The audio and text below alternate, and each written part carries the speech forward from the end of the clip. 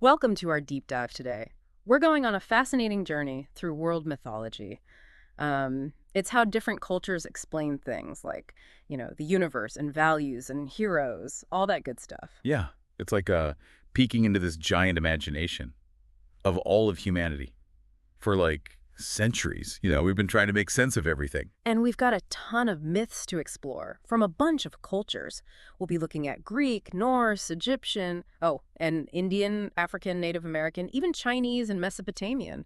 You might be surprised by, well, just how much these cultures have in common. Right. And it's more than just stories, right? Myths are like they hold up a mirror Hmm. to the societies that created them. They reflect their values, fears, hopes even. Okay, so why don't we start with, well, they practically invented Western storytelling, Greek mythology. I mean, you've probably heard of the Trojan War. Oh, of course. I mean, the Trojan horse, right? They're talking about a strategy. But it also shows you how the Greeks were fascinated with deception, tricking people. It pops up a lot in their myths. Makes you think, doesn't it? Like, did they think deception was, well, necessary in a world with, like, these all-powerful gods and where fate was, like, always changing? Yeah, that's a good point. They were really, really obsessed with hubris, too much pride, and how it like always leads to someone's downfall. And not just Icarus, Yeah. who flew too close to the sun, right?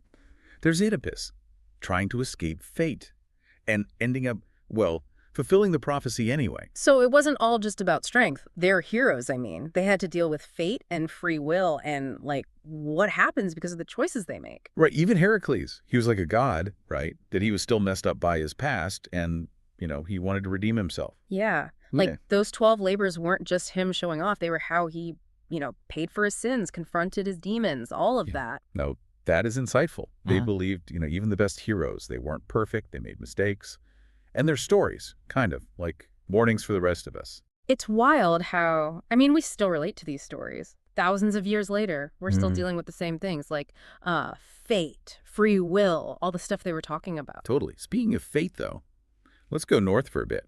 To the Vikings and their mythology, if the Greeks were like all about heroes, the Norse, they were thinking about everybody's destiny, gods and humans alike. And everything leads to Ragnarok, right? The end of the world. And the gods, well, they weren't immortal in the way we usually think of it. They knew Ragnarok was coming, and it makes their stories, well, kind of tragic, but brave too. Knowing you're going to die, I mean, even the gods, that must have had a huge impact on them.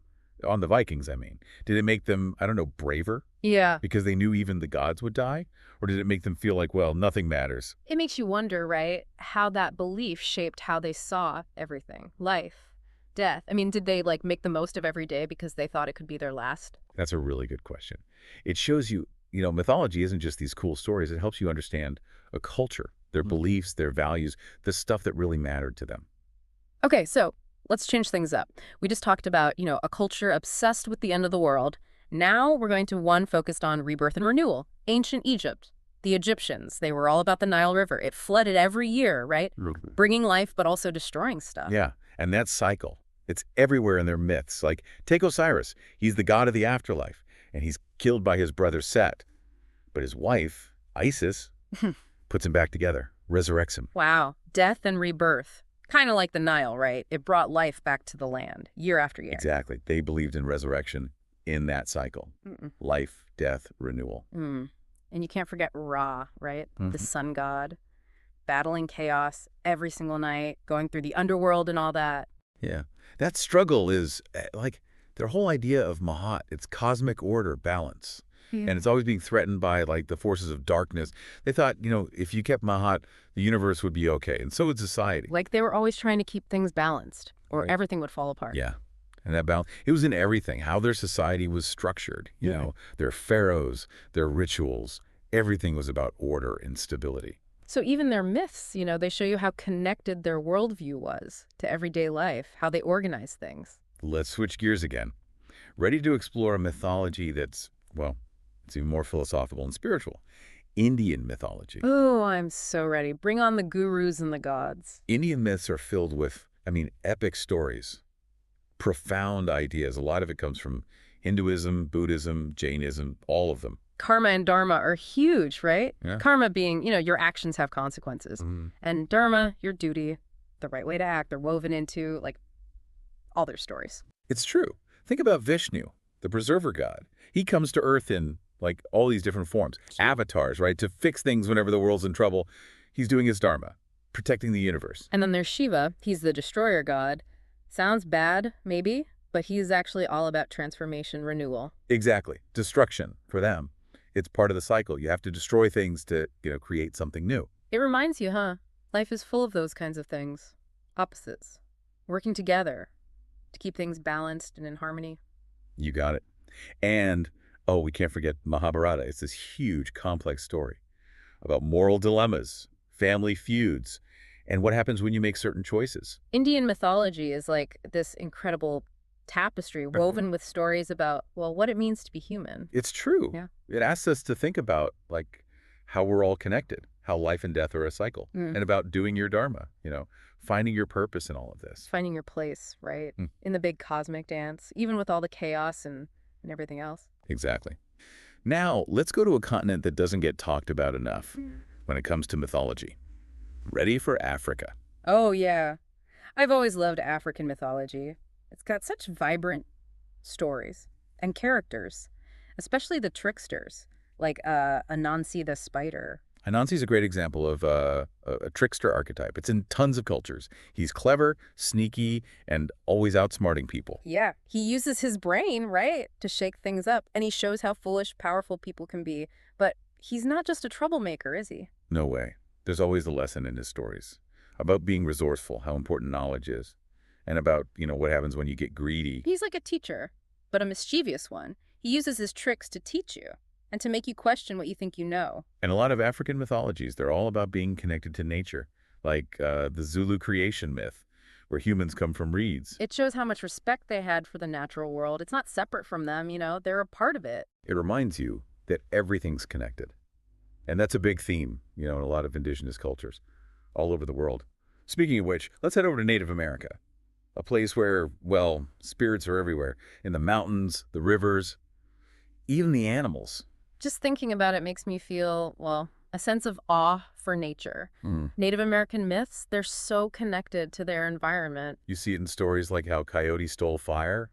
He brought warmth and light to everyone, but also, caused a lot of mischief. Coyote's such a fascinating character, a trickster, a creator, and like this reminder that nature's powerful. You don't mess with it. He does what he wants, driven by curiosity, wants to disrupt things. Yeah. His stories show you, nature has two sides. It gives life, but it can also destroy. And, sometimes even when you have good intentions, your actions, they can really mess things up. And what about the earth diver myth? It's all over Native American cultures. Animals diving into the water to get mud, sand, to build the earth. Everyone's working together. It's true. They saw animals as, like, partners in creation. They had wisdom, power, things humans could learn from. It's such a cool way of seeing things. We all depend on each other. Everything's connected. And don't forget, Native American mythology is diverse. There are so many tribes, and they all have their own stories, shaped by their environment, their beliefs. It's not just one thing. It's a tapestry, right? All these different threads making something beautiful and complex. You got it. Now, ready for the Far East, where balance and harmony are everything. Welcome to Chinese mythology. Sounds like we're about to dive into a world of yin and yang. What do we need to know? Tell me about the important figures, the ideas. Chinese mythology is like this amazing mix of Taoist, Confucian, and Buddhist thought. It's all about balance, living forever, and getting along with nature. And we can't forget the Monkey King, Sun Wukong. Everyone knows him. He's mischievous, rebellious. He's a total standout. He's a rebel, gets into trouble, and he's powerful. But his story in Journey to the West, it's about changing, becoming a better version of yourself. Yeah. He starts off as a trickster, challenges heaven itself. But he learns about being humble, loyal. And that story, people of all ages love it. It reminds you, even if you're a rebel, you can still, find enlightenment. He shows how to embrace everything, good and bad, just like the Taoists believe. And I mean, we got to talk about yin and yang, opposites, but connected. It's a huge idea. For the Chinese, balance is everything. For the universe to be in harmony, you need balance. And within ourselves, too. It's finding the sweet spot between dark and light, stillness and action, Right. You have to embrace both sides to be whole. Okay, we've covered so much, but, well, there's one more. One of the oldest civilizations out there, Mesopotamia. The cradle of civilization. Mesopotamian myths are some of the very first stories we have. They weren't messing around either. They were thinking about some serious stuff like death. What's the meaning of life? What's fair? What's just... Totally. The Epic of Gilgamesh is one of their most famous stories. This king, his friend dies, Right. and he goes on this quest to figure out how to live forever. It's about, like, the ultimate human experience. Dealing with grief, wanting something more, something beyond this life. And in the end, you learn, living forever. It's not about never dying. It's about what you leave behind. What you do while you're here, right. It matters because our lives are, well, finite. Exactly. Oh, and we got to mention the Mesopotamian flood myth. Like Noah's Ark. But, well, way older. It's kind of wild how that story, the flood, it pops up all over. What do you think that means? It probably shows, floods happened everywhere back then. And they were destructive, but they also brought new life. But it also, speaks to something else, divine justice, and how humans, well, we screw up. It's a reminder we're not above nature, Right. right? Or the gods. And sometimes you need destruction to start over. That's something we've seen a lot today in all these different mythologies. So many connections, right, between all these myths. And they come from all over the world. We've got creation myths, tricksters, heroes fighting against fate, cultures looking for balance. That's the thing about mythology. It shows you how we're all connected. As humans, I mean. We've all been asking the same questions, since the beginning. Wow. We've covered so much today, and this is only the beginning. We've just gotten started. Yeah, we've kind of set the stage, giving you a taste of, all these different mythologies. But get ready. We're going to dive even deeper now and find out what connects them all. Welcome back. Ready for more? We're going even deeper into world mythology. Oh, I'm ready. Still thinking about all those stories. But yeah, we've just scratched the surface, haven't we? It's like, I don't know, we've tasted all these different dishes. Now we're getting to the main course. I like that. Good analogy. And the main course. It's all about the deeper meaning, the themes that connect these myths from, all over the world. So what are those connections? What ties all these different cultures together? Well, one of the big ones is creation myths. Pretty much every culture has a story about, how the world began, how we went from chaos to order. Makes sense, right? We want to know where we came from. We need a story to explain it all. And those creation myths, they tell you a lot about a culture's values, what they believe. Take the Norse, for example, their world. It's made from this giant Ymir, and the gods kill him. It's all about strength, violence, that cycle of life and death. It's a world where, like, creation and destruction, they're part of the same thing. Even the gods come from violence. Yeah. It's pretty different from, say, the Native Americans. Their earth diver myth. It's all about working together, harmony with nature. Right. The animals all help create the world. It shows how connected everything is. We're not separate from nature. We're a part of it. These creation myths, they're like a window, into how people saw the world, their cosmos, how they related to, well, whatever they thought was divine. But it's not just about how things began. There's also the hero's journey. Ah, yeah, the classic story, a brave adventurer, right. They go on this quest, overcome challenges, and in the end, they defeat evil. It's like Heracles, Odysseus, even Sun Wukong, the Monkey King. It's a story that, well, it speaks to us on a deep level, doesn't it? We're drawn to it because it's, reflects our own struggles, what we want to achieve. We all face challenges, right? And these stories, they give us hope. They show us what courage looks like, how to be resilient, to stand up for what's right, even when it's hard. You got it. Like Heracles fighting those monsters to, make up for his past. He shows us that we can change. We can be better. And Sun Wukong, he challenges, like, heaven itself. He's a rebel, but he's also fighting for what's right, for justice. Their struggles, their triumphs. They might be myths, but they tell us something about what it means to be human. But, it's not all about heroes, is it? There are also villains and tricksters, hiding in the shadows, pushing the hero, making us question what's good, what's evil. Yeah, it's like they represent the bad stuff in life, the chaos, the uncertainty, the things that can lead us astray. And they make the hero, well, they make them face their weaknesses, make hard choices. Like, look at Loki, the trickster god. He causes a lot of trouble, but he's also important for keeping things balanced. He shows us that even chaos can have a purpose. It's like those trickster figures are telling us, hey, life's complicated. Things aren't always black and white. And sometimes chaos, it leads to something unexpected, something good even. Exactly. And you know what else is woven into these myths? Moral lessons. Ah, yeah. wisdom. That's lasted for like centuries. So what are some of those lessons? Humility is a big one. The Greeks, they were all about warning you against hubris, thinking you're better than everyone else. That leads to your downfall. They understood even the greatest heroes, they can be brought down by being arrogant. It's like a reminder to, be humble. You don't know everything. You're not perfect. And the Chinese, they're all about balance, remember? Yin and yang. Don't go to extremes. Too much of anything is bad. Like, find that middle ground. Live in harmony and don't forget karma. What you do, it comes back to you. Yeah. You're responsible for your actions, for how they affect other people Hmm. and the world around you. These myths, they're not just stories. They teach you how to live a good life, a life with purpose. They're like ancient advice columns, right? But the advice still works today. It's pretty amazing how, all of these cultures came up with similar themes, and they were so far apart, different times, different places. Why do you think that is? That's the big question, isn't it? How can these stories be so similar when, well, these cultures never even met? Some people think maybe these are like archetypes in our brains, universal stories that, well, they speak to our deepest fears, our desires. It's like we're all trying to figure out the same things: life, death, good versus evil, our place in the universe. Yeah. And these stories with their gods and heroes, all that, they help us understand it all. They give us a way to talk about, the stuff that matters: love, loss, betrayal, redemption. They help us, I don't know, make sense of it all, of being human, especially when life feels chaotic. It's like maybe there's this collective human consciousness, all this shared wisdom, and it's passed down through these stories. Maybe. And these myths, they're not just from the past, they can help us today with the problems we face now. Justice, balance, thinking about the consequences of our actions. They're like a mirror, right? Showing us what we hope for, what we're afraid of, what we want. And if we pay attention to these myths, we can learn more about ourselves and the world we live in. And maybe they can even guide us, help us deal with, how complex life is. As we go to the last part of our deep dive, I want you to think about something. We've talked about how these mythologies are similar, right? But what about how they're different? What can we learn from those differences? Welcome back. It's our final deep dive into world mythology. And wow, we've covered some serious ground.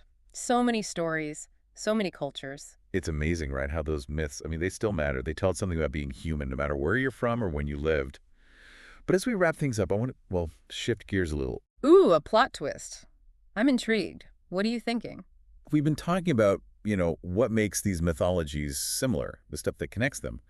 But now, I want to look at how they're different. Right, like we've been looking at the whole tapestry. Now it's time to, zoom in.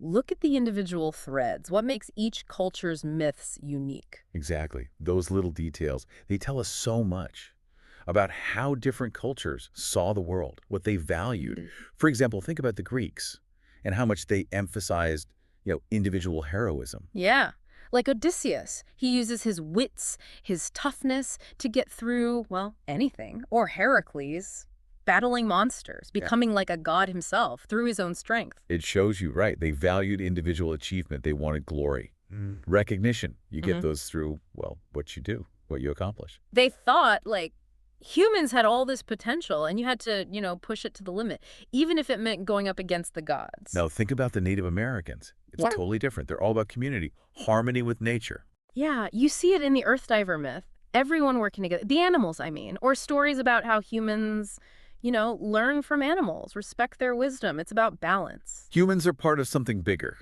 They're not better than nature. They're a part of it, just like everything else. It's a beautiful way to see things, don't you think? We all need each other. And then there's the Norse. They just accepted fate, Ragnarok, the end of the world. It was coming, and there was nothing you could do. It makes sense, I guess. Their world was harsh. Winters were long. They had to fight to survive. So maybe they became fatalistic. Even the gods, right? They couldn't escape destiny. But they weren't just, giving up.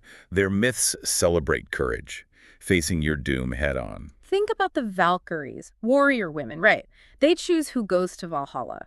To be with Odin, you had to die bravely to get there. It's about facing your fate with honor, even if you know you're going to lose. Now, ancient Egypt, totally different vibe. Order, balance, thought.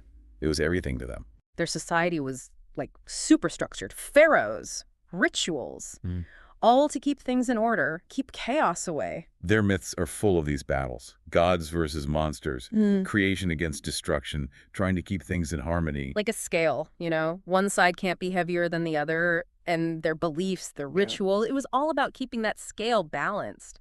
Last stop, the Far East, the Chinese. They were obsessed with, well, living forever, spiritual enlightenment. Right, they've got stories about people trying to, find the secret to immortality, sages meditating, heroes going to heaven. It's a culture where, well, they wanted more than just a long life. They wanted to be better, to become one with the Tao, the force that, runs the universe. So you see, each culture, they bring something different to the table. It's not just about those universal themes, it's about how they tell the story, their own unique way.